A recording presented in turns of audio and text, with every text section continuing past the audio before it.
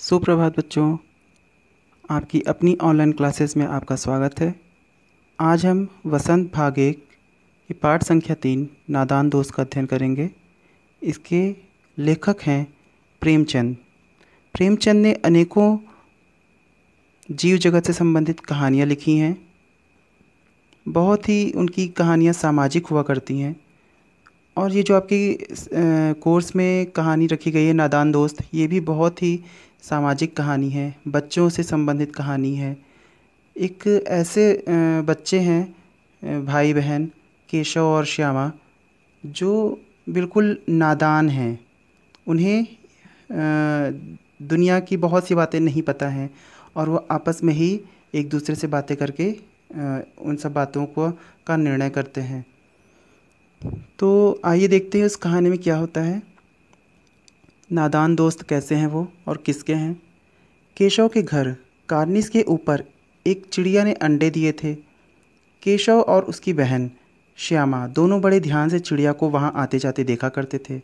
सवेरे दोनों आंखें मलते कार्निस के सामने पहुँच जाते और चिड़ा और चिड़िया दोनों को वहाँ बैठा पाते। उनको देखने में दोनों बच्चों को ना मालूम क्या मज़ा मिलता।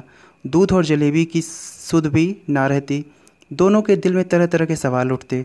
अंडे कितने बड़े होंगे, किस रंग के होंगे, कितने होंगे, क्या खाते होंगे, उनमें से बच्चे किस तरह निकल आएंगे, बच्चों के पर कैसे निकलेंगे, घोंसला कैसा है। लेकिन इन बातों का जवाब देने वाला कोई नहीं था। क्यों? क्योंकि उनके घर में उनकी माँ थी, जिससे कि वो घर के कामों से बिल्कुल फुर्सत ही नहीं पाती थी। और जो उनके बाबूजी यानी उनके पिता थे, उनको पढ़ने लिखने से फुर्सत नहीं थी। दोनों बच्चे आपस में सवाल जवाब करके अपने दिल को तसल्ली दे दिया करते थे। श्यामा कहती, क्यों भैया, बच्चे निकल कर फुर से उड़ जाएंगे? केशव विद्वानों जैसे गर्व से कहता, क्योंकि वो बड़ा भाई था, तो बोलता, नहीं री पगली, पहले पर निकलेंगे, बगैर परों के बेचारे कैसे उड़ेंगे? श्यामा, बच्चों को क्या खिलाएगी बेचारी? केशव इस पेचीदा सवाल का जवाब कुछ न दे सकता था। इस तरह 3-4 दिन गुजर गए। दोनों बच्चों की जिज्ञासा दिन दिन बढ़ती जा रही थी। अंडों को देखने के लिए वे अधीर हो रहे थे, बहुत उत्सुक हो रहे थे कि देखें कैसे अंडे हैं। उन्होंने अनुमान लगाया कि अब ज़रूर बच्चे निकल आए होंगे। बच्चों के चारे का सवाल अब उनके सामने आ खड़ा हुआ कि बच्चे आ तो गए होंगे, लेकिन अब वो खाएंगे क्या? आखिर बिना खाए वो जिंदा कैसे रहेंगे? तो अब वो क्या करते हैं, उनके दिमाग में आता है कि बेचारी चिड़िया इतना दाना पानी कहाँ से लाएगी इतनी दूर दूर से। हाँ, बेचारे बच्चे तो भूखे पेट ही मर जाएंगे।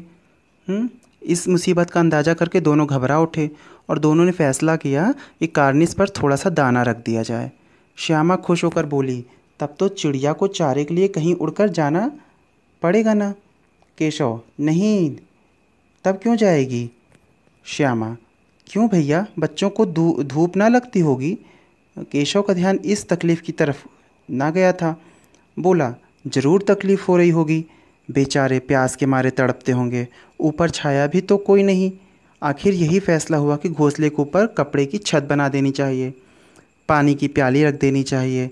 इस तरह से वो अपने मन में एक सवाल जवाब कर रहे थे। और उन्होंने क्या किया निर्णय कि हम बच्चों के लिए एक छाया बनाएंगे। और दोनों बच्चे बड़े चाव से काम करने लगे। श्यामा जो है वो मटके से चावल लाई। केशव ने पत्थर की प्याली का तेल जो है चुपके से ज़मीन पर गिरा दिया, जहाँ पे वो दिया जलाने के लिए रखा था। और उसमें क्या किया, उसको साफ़ करके उसमें पानी भर लिया। अब क्या हुआ, अब चांदनी के लिए कपड़ा कहाँ से लाएं? फिर ऊपर बगैर छड़ियों के कपड़ा ठहरेगा कैसे? छड़ियाँ कैसे रखें उनको छाया देने के लिए? अब क्या उन्होंने निर्णय किया, उन्होंने केशव बड़ी देर तक इसी उधेड़ बुन में रहा, अर्थात वो सोचता रहा क्या करें क्या करें। आखिर उसे उसका हल मिल गया और श्यामा से बोला, जाकर तू कूड़ा फेंकने वाली टोकरी उठा लाओ और माँ को बिल्कुल ना बताना। अब क्या हुआ, वो दोनों गए, वो कूड़े वाली टोकरी लाए। उस कूड़े की टोकरी में एक सुराख भी था, तो उन्होंने उस सुराख में कपड़ा घुसेड़ दिया।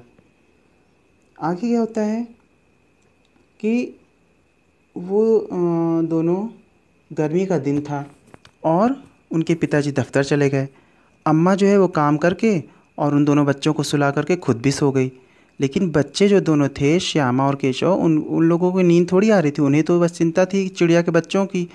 वो तुरंत जैसे देखा उन्होंने कि उनकी अम्मा सो गई है, चुपके से उठे और धीरे से दरवाजे की सिटकनी खोलकर बाहर निकल आए अंडों की हिफाजत करने के लिए। केशव ने स्टूल उठाया और उसके बाद वो चौकी लेके आया और इस तरह से दो चीज़ें रख के एक के ऊपर एक, और फिर वो चढ़ गया उसके ऊपर। और नीचे से श्यामा ने उसको पकड़ रखा था स्टूल को, ताकि वो गिरे ना। अच्छा, अब क्या होता है आगे? वो दोनों हाथ से कार्निस को पकड़कर, और श्यामा जो है नीचे से उसके स्टूल को पकड़ी रहती है। अब क्या होता है कि केशव ने ज्यों ही कार्निस पर हाथ रखा, दोनों चिड़िया जो बैठी थी वो उड़ गईं। केशव ने देखा कार्निस पर थोड़े से तिनके बिछे हुए थे और उन पर 3 अंडे पड़े थे। जैसे घोंसले उसने पेड़ों पर देखे थे वैसा कोई घोंसला नहीं था, क्योंकि पेड़ों पर तो डाली होती है, इसलिए वहाँ पे वो थोड़ा दूसरी टाइप का, हर चिड़िया अलग अलग टाइप का घोंसला घोंसला बनाती है। इस चिड़िया का घोंसला यहाँ कार्निस पर था, तो इसने उस टाइप का घोंसला नहीं बनाया था, बिल्कुल कुछ तिनके वगैरह इकट्ठा करके उसी पे अपने अंडे रख दिए थे। श्यामा ने नीचे से पूछा, कै बच्चे हैं भैया? केशव, 3 अंडे हैं, अभी बच्चे नहीं निकले। श्यामा, जरा हमें दिखा दो भैया कितने बड़े हैं। केशव, दिखा दूंगा, पहले जरा चिथड़े ले आ, नीचे बिछा दूं, बेचारे अंडे तिनकों पर पड़े हैं। अब केशव को बड़ी चिंता हुई कि वो तो बेचारे तिनके पर ही पड़े हुए हैं। ला उनके लिए कुछ चिथड़े, यानी फटे चिथड़े मतलब होता है फटे पुराने कपड़े, तो उनको बिछा करके उनके लिए गद्दा तैयार कर दें।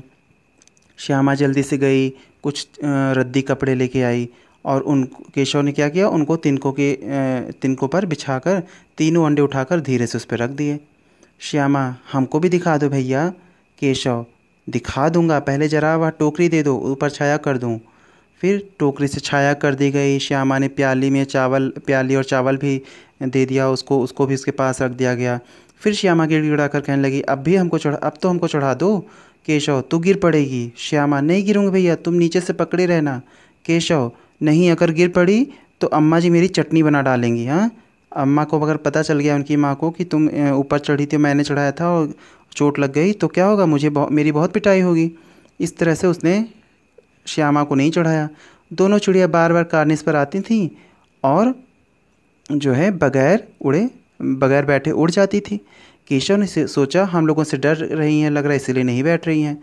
तो वो क्या किए, स्टूल उठाकर कमरे में रखा है और ख़ुद भी जा कर के अंदर चले गए। श्यामा को बहुत बुरा लग रहा था, क्योंकि उसके भैया ने चिड़िया के बच्चे नहीं दिखाए, अंडे नहीं दिखाए। अब क्या था, केशव अम्मा जी से कहेगी तो श्यामा ने कहा कि तुमने मुझे नहीं दिखाया ना, मैं अब अम्मा जी से शिकायत कर दूँगी। तो केशव कहता है, अगर तुमने अम्मा जी से कहा तो कह देता हूँ, फिर ठीक नहीं होगा।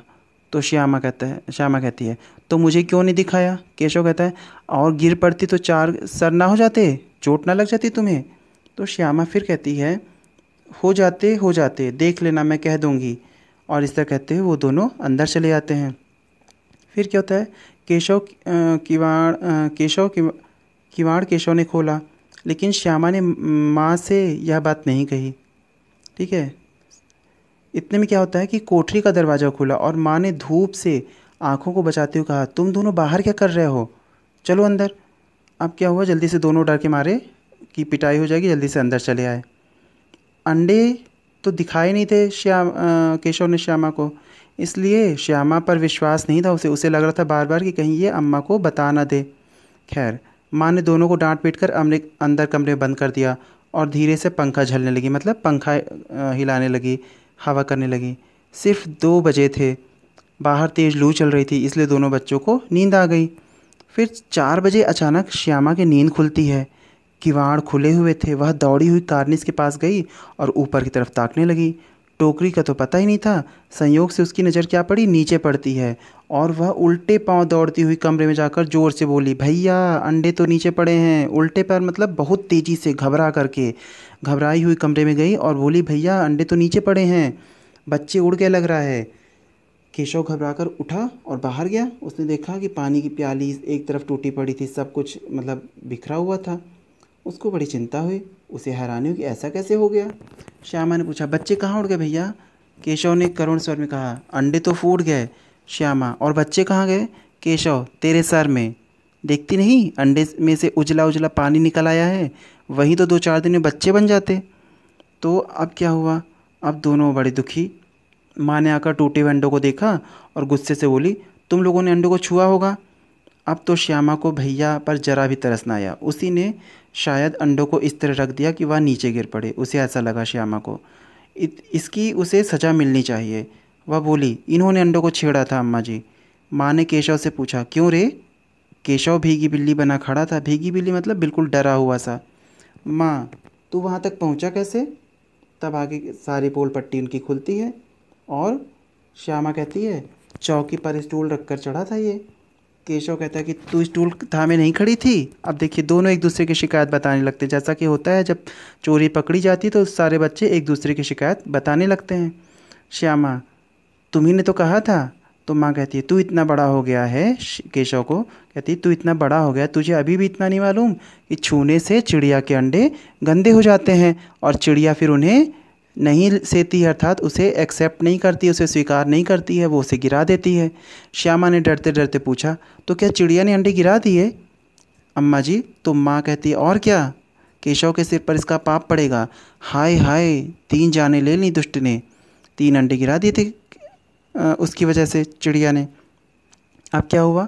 केशव रोनी सूरत बनाकर बोला, मैंने तो सिर्फ अंडों को गद्दी पर रख दिया था अम्मा जी। माँ को हंसी आ गई, मगर केशव को कई दिनों तक अपनी गलती पर अफसोस होता रहा। अंडों की हिफाजत करने के जोग में उसने उनका सत्यानाश कर डाला। इसे याद कर वह कभी कभी रो पड़ता था। दोनों चिड़िया वहाँ फिर न दिखाई दी। प्रेमचंद।